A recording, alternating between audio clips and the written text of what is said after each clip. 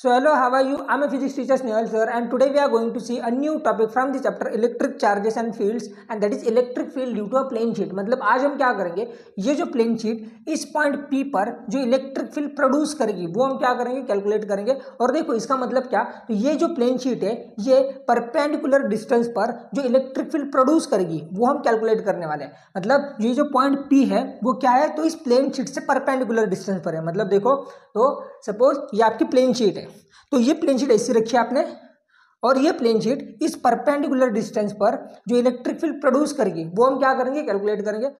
So let's start our class by recalling the previous lectures. So in our previous lectures we have studied about Gauss law. मतलब क्या किया था हमने, तो Gauss law की study की थी।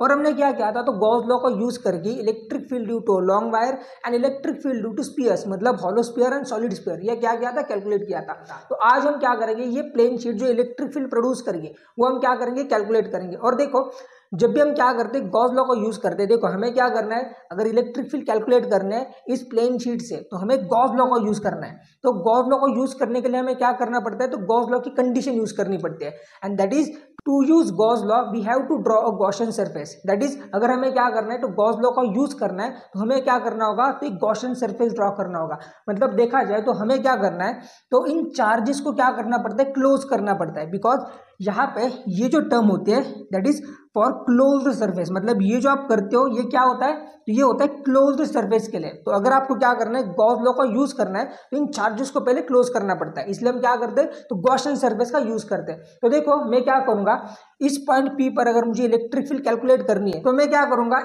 इस पॉइंट P से ही क्या करूंगा, गॉसियन सरफेस ड्रॉ करूंगा। देखो कैसे, सो देखो इस तरह हमने क्या किया है, तो गॉसियन सरफेस ड्रॉ किया है। अब देखो यहाँ पे जो हमने गॉसियन सरफेस चूज किया है ना, वो एक सिलेंडर चूज किया है ना। अब आप ये बोलोगे कि सर जब हमने क्या किया था, तो लॉन्ग वायर की बात की थी, तो जो लॉन्ग वायर होती है वो सिलेंड्रिकल शेप में होती है, तो वहाँ पे जो गॉसियन सरफेस हमने चूज किया था वो एक सिलेंडर था। या फिर जब हमने स्पेयर की बात की थी, दोनों स्पेयर की, हॉलो स्पेयर और सॉलिड स्पेयर, वहाँ पे जो गॉसियन सरफेस हमने चूज किया था वो कैसे था, तो वो भी एक स्पेयर ही था। लेकिन यहाँ पे जब हम प्लेन शीट की बात कर रहे हैं तो हमने जो गॉसियन सरफेस चूज किया है वो सिलेंडर ही चूज किया है। तो ऐसा क्यों, तो देखो जब मैंने गॉसियन सरफेस ड्रॉ करने के रूल एक्सप्लेन किए थे, मतलब जब मैं electric field due to long wire की बात कर रहा था तभी मैंने क्या किया था, तो गॉसियन सरफेस ड्रॉ करने के रूल्स बताए थे। तो देखो वो रूल्स क्या था, तो सबसे पहले रूल था कि जो आपका गॉसियन सरफेस होना चाहिए वो क्या होना चाहिए, 3 डायमेंशनल सरफेस होना चाहिए। तो ये भी क्या है, 3 डायमेंशनल सरफेस ही है। नेक्स्ट रूल क्या था, तो जो आपका गॉसियन सरफेस होना चाहिए वो क्लोज्ड होना चाहिए। तो देखा जाए तो यहाँ पर ये क्या है, तो क्लोज्ड सरफेस ही है। एंड थर्ड जो इंपॉर्टेंट रूल था that is the electric field is uniform, मतलब इलेक्ट्रिक फील्ड कैसी होनी चाहिए, तो यूनिफॉर्म होनी चाहिए, कांस्टेंट होनी चाहिए इस गॉसियन सरफेस पर।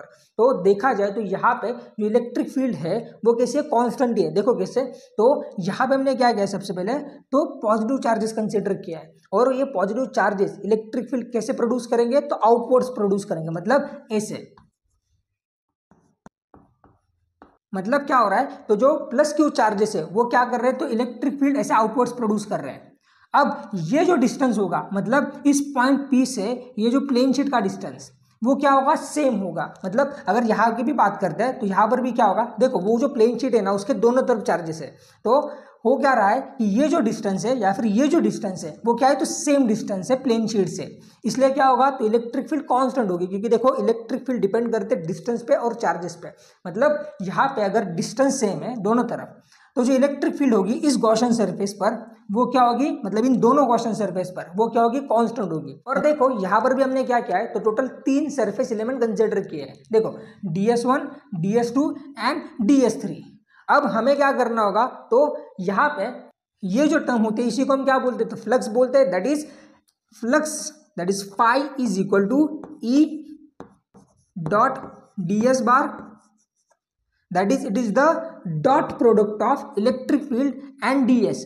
अब ये जो डॉट प्रोडक्ट है आप कैसे तोड़ते हो, तो वो तोड़ते हो कॉस थीटा से। मतलब यहाँ पे क्या होगा, तो E DS कॉस थीटा, और यहाँ पे ये जो थीटा होता है वो क्या होता है, तो इन दोनों के बीच का एंगल होता है। इसलिए हम क्या करेंगे अब, तो ये जो सरफेस एलिमेंट आपने कंसिडर किए हैं दैट इज DS एंड जो इलेक्ट्रिक फील्ड है इन दोनों के बीच का हम क्या करेंगे, एंगल देखेंगे। अब देखा जाए तो यहाँ पे हमने 3 सरफेस एलिमेंट कंसिडर किए, तो हमें क्या करना होगा, तो तीनों के लिए थीटा चेक करना होगा। तो देखो यहाँ पे जो इलेक्ट्रिक फील्ड है आउटवर्ड से ऐसे, और जो सरफेस एलिमेंट है DS वो एक एरिया है, मतलब अगर वो एक एरिया है तो उसकी डायरेक्शन कैसी होगी, तो सरफेस को परपेंडिकुलर, मतलब अगर ये आपका सरफेस है तो उसको परपेंडिकुलर ऐसे, तो ds1 के लिए जो डायरेक्शन होगी वो कैसी होगी, तो ऐसे परपेंडिकुलर होगी, सरफेस को परपेंडिकुलर, मतलब अगर ये आपका एरिया एलिमेंट है तो उसको परपेंडिकुलर ऐसे। सिमिलरली यहाँ पर भी जो ds3 है, यहाँ पे जो डायरेक्शन होगी वो कैसी होगी, तो ऐसे परपेंडिकुलर, अगर ये आपका एरिया एलिमेंट है तो उसको ऐसे परपेंडिकुलर क्या होगी, तो उसकी डायरेक्शन होगी। और इन दोनों के लिए जो इलेक्ट्रिक फील्ड है वो कैसे आउटवर्ड से ऐसे बाहर की तरफ है ना, मैंने शो किया है। तो इन दोनों के बीच में जो एंगल होगा वो कितना होगा, तो वो होगा 0 डिग्री, क्योंकि दोनों की direction that is electric field और ds that is surface element, इन दोनों की डायरेक्शन क्या है, तो सेम है, इसलिए एंगल होगा 0 डिग्री। मतलब यहाँ पे θ3 कंसीडर करते हैं तो वो कितना है 0 डिग्री, और यहाँ पे θ1 कंसीडर करते हैं तो वो कितना है, वो भी 0 डिग्री है। अब हम क्या करते हैं, तो ds2 की बात कर लेते हैं। अब देखो यहाँ पे जो सरफेस एलिमेंट आपने कंसीडर किया है वो ऐसे किया है, तो जो डायरेक्शन होगी ds2 के लिए, मतलब सेकंड सरफेस एलिमेंट के लिए, वो कैसी होगी, तो सरफेस को परपेंडिकुलर ऐसे, मतलब ऐसे, दैट इज यहाँ पे जो इलेक्ट्रिक फील्ड है दैट इज ऐसे है इलेक्ट्रिक फील्ड, और जो सरफेस एलिमेंट है वो कैसे ऐसे है, मतलब इलेक्ट्रिक फील्ड ऐसे और सरफेस एलिमेंट ऐसे। तो इन दोनों के बीच में एंगल कितना बन रहा है, तो वो बन रहा है 90 डिग्री, मतलब यहाँ पे ds2 के लिए हम θ2 कंसीडर करते हैं तो वो एंगल कितना बन रहा है, 90 डिग्री बन रहा है। अब देखो जब हमने क्या किया था, तो लॉन्ग वायर की बात की थी, तब वहां पे भी हमने क्या किया था, तो एक सिलेंडर ही चूज किया था, और वहां पर भी हमने क्या किया था, तो 3 सरफेस ही कंसीडर किए थे।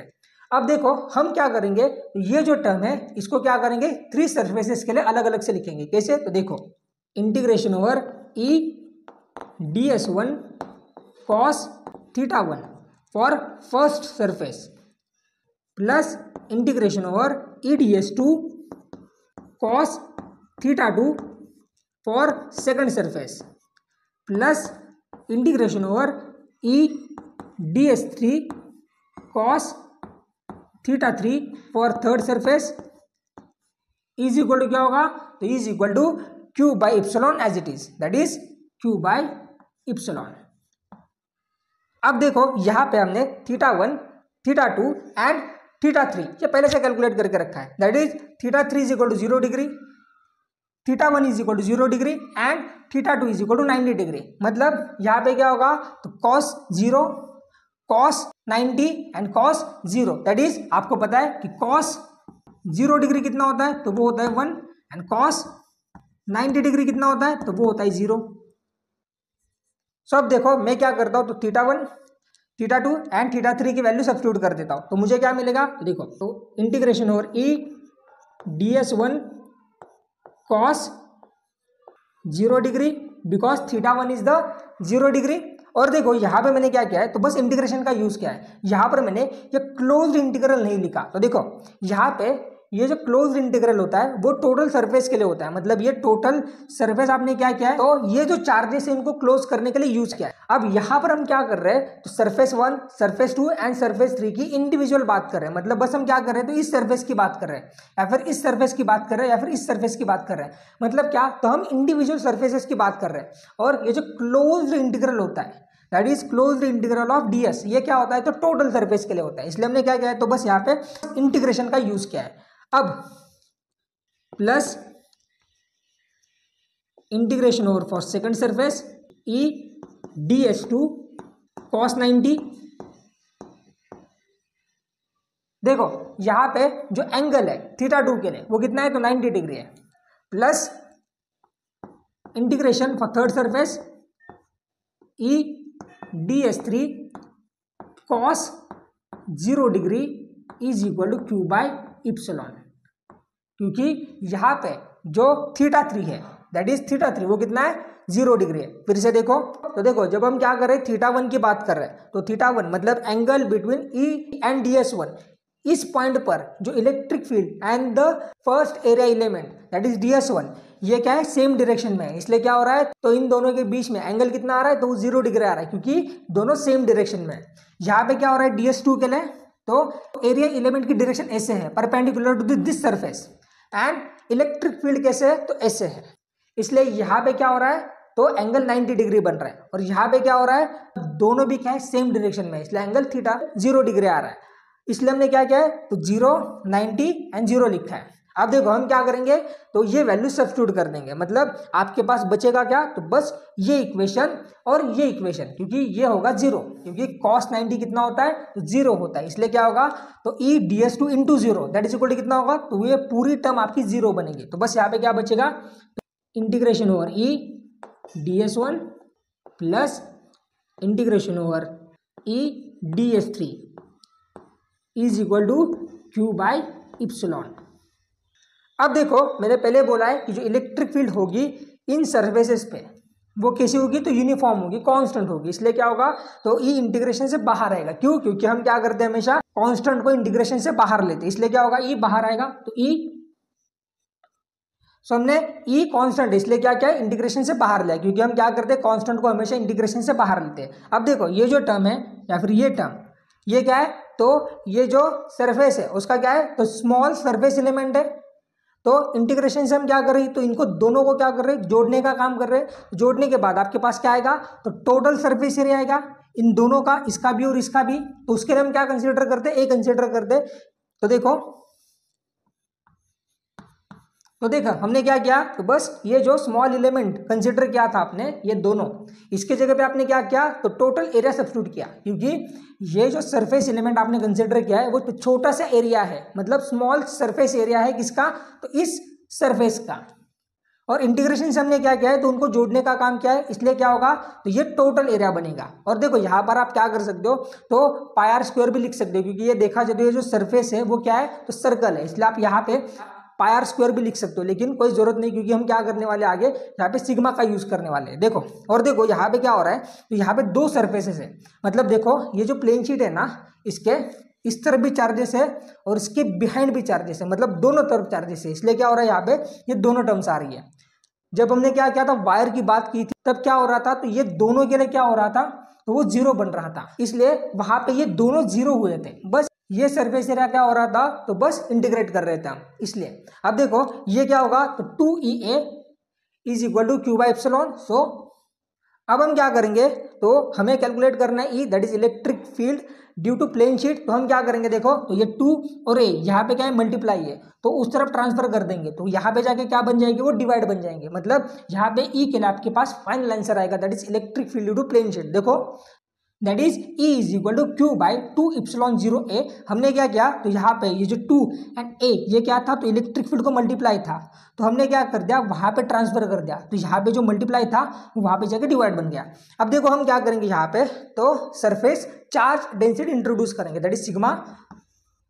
सिग्मा क्या होता है, तो q by A, that is surface charge density, मतलब it is the ratio of charge to area. तो हम क्या करेंगे, यहाँ पे क्यू बाई ए की जगह पे ये सिग्मा सब्स्टिट्यूट कर देंगे, that is surface charge density, that is it is the ratio of charge to area. तो हम क्या करेंगे, यहाँ पे वो सब्स्टिट्यूट कर देंगे, तो हमें क्या मिलेगा, electric field due to plane sheet के लिए और एक equation in terms of surface charge density. देखो, so E is equal to sigma by 2 epsilon, that is in terms of surface charge density. So this is for today. अगर आपको videos अच्छे लग रहे हैं तो प्लीज लाइक कर देना, चैनल को सब्सक्राइब कर देना, and thank you so much for your time.